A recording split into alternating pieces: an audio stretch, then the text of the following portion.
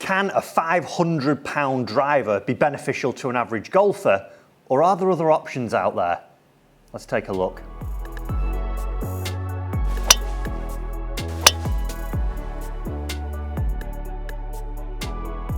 So with the average cost of drivers being round about £500 now, one of my Facebook followers recently asked, are we going to see any benefit to a non-tour player or an average golfer?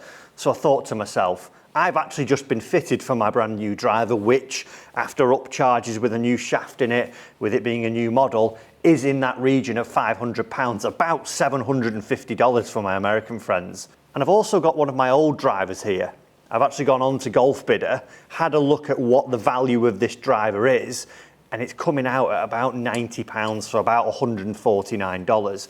And that is the TaylorMade Burner TP versus my Mizuno STZ driver.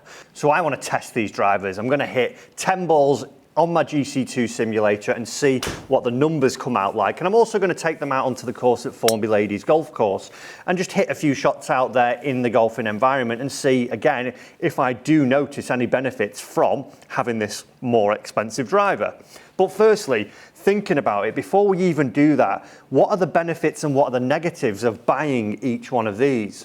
Well, with the new driver, we know that we're getting the latest technology. We know that there are custom options available, like this one here. I went down to Mizuno and had that custom fit for me, so I was able to try a number of different shafts, lofts, etc. to find the final one that I walk away with. Negatives on it though, it is expensive, and we're seeing golf clubs rise and rise in price each and every year. So what point will it stop and how much will they go to? Benefits of buying a £90 driver or going somewhere in that sort of cheaper value market? Well, what it will do is open up a lot of big brands to new golfers. You might not be able to go and spend $750, £500 on the latest Callaway driver or Mizuno Titleist, but you could get a couple of years old one just by going down the second-hand route. Also, you might just be getting into the game. You might not be sure whether you're actually going to carry on playing the game. And if you go and spend £500 and then realise in 6 months' time, do you know what? This sport isn't for me. You'd be crazy to think that. But if you think I'm not playing, that's £500 gone on just one club. So if you buy something that just gets you into the driver market and gets you into a bigger brand, it's a win-win. There obviously are negatives though.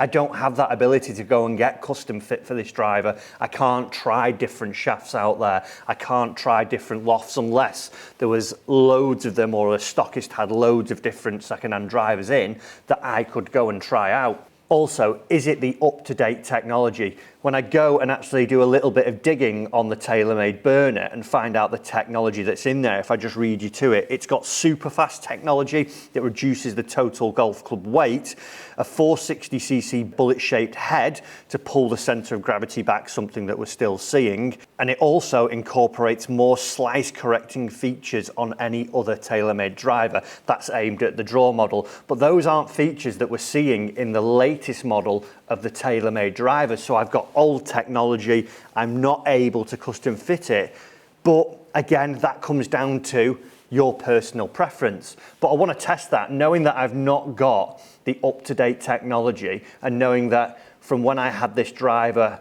I think 10 years ago, is it going to perform anywhere near as good as this £500 driver that I've just been custom fit for? Let's take a look. Let's get out on the simulator and hit a few shots.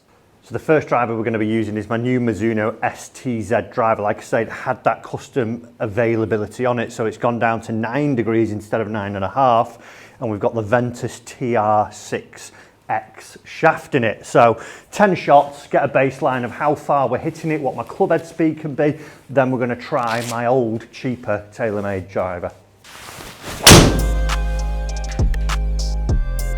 Bit slicey, first one.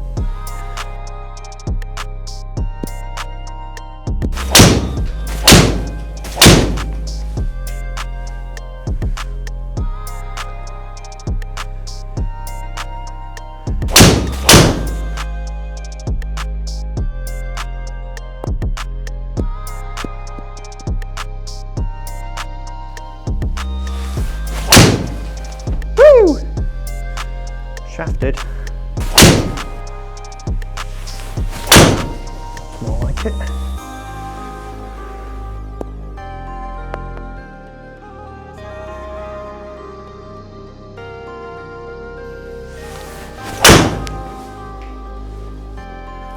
Better.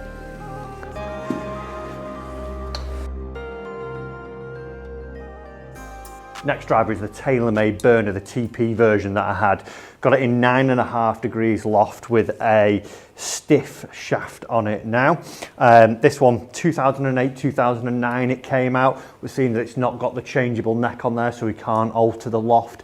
Shaft options back then as well. You had to really pay a high access to get any form of upgraded shaft. With the TP model, you got a slightly better one then. So this is what I had it in, and like I said earlier, don't have the advantage of having any changes of this, but let's give it a hit and see how it compares to that Mizuno. The head looks miniature.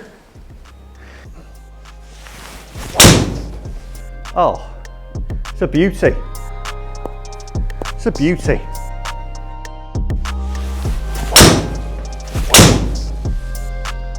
Bullet straight. A lot shorter. I don't feel like I can swing it as fast because the grip's a bit shiny.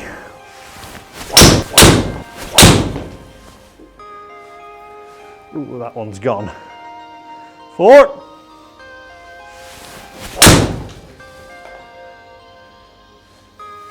That's just dropped out of the air. That was a weird shot.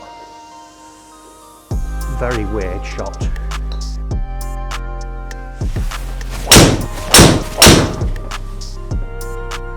I'll hit that wild.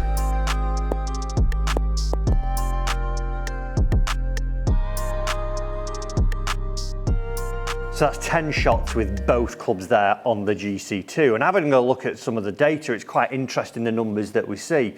In terms of club head speed, we see that the Mizuno was faster than the TaylorMade one was. Now, a couple of reasons for that. The head shape nowadays, the aerodynamics have been taken into account a little bit more, and they've tried to make the heads more aerodynamic to up club head speed. Also, the shaft's been fit for me. The grip on the TaylorMade one isn't as new as the older one, so maybe I'm just not going at it fully, although I felt like I was trying to swing exactly the same each time. We see that that drops. But when we hop over to the distance, there's actually only 3 yards in it. Carry 274 with the Mizuno, 271 with the TaylorMade. Now, I would say I hit the TaylorMade better than I did the Mizuno. But what we're seeing as well is that the ball speed's a little bit quicker on the Mizuno. Again, jumping technology, is that helping?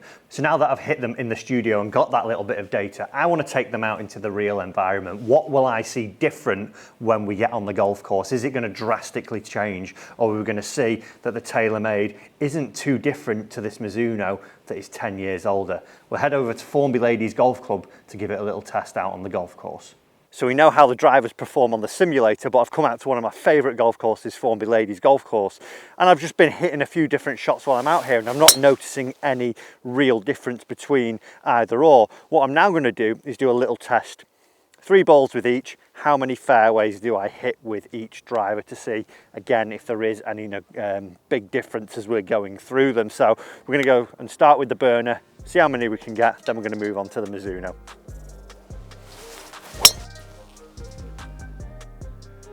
That's a missed fairway first. That was a little bit shafty.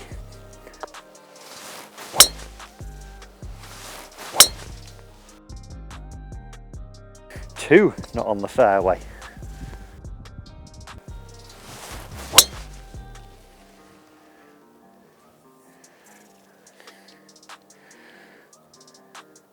Okay, 3 missed fairways.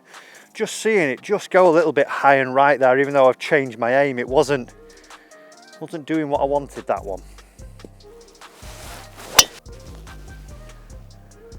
There must be something going on down the right today. That is exactly the same spot. Finally a fairway.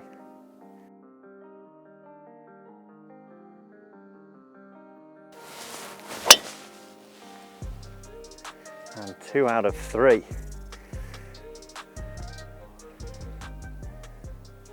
Not bad there, 2 out of 3 for the Mizuno.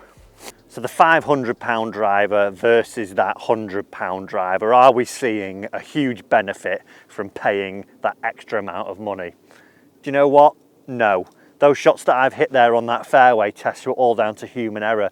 One of the £500 driver ones went very close to where this one went. Obviously, like I said earlier on in the video, when you're buying these cheaper ones, you haven't got as many custom fit options for it. So finding that one almost falling a little bit lucky for someone who is a little bit more skilled is going to be a little bit more of a difficult job. As where if you're just getting into the game and you're looking for something that is going to be an entry-level driver that can get you learning to hit your driver, comfortable with that club, I don't see a huge benefit of going spending that extra pounds. Now, you might be sat there thinking, well, I want to go and buy an expensive driver. I want the latest, I want the greatest, whatever it is.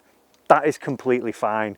It's very much, you know, personal preference as you come down to it. If you want to go out there and spend it, that is completely fine. If you want to get a cheaper one just to get a cheaper one and get a 4-year-old one, absolutely fine. What I would say is that if you're going to go and spend those mega bucks on a driver, don't expect it to be a miracle worker, because as we just saw there, it doesn't solve every problem as you're going through it. So overall, I hope you've learned something there. I hope it's going to help you understand that, you know, money isn't always the answer. You've actually got to put a little bit of time in with one of these clubs because they are very hard to hit. But, you know, spending 100, 500, who knows? Go and try them, see which works for you. Guys, thanks for watching. If you've liked this video as well, check out the one I did about irons and spending money on irons down here. Give it a watch. See you in the next video.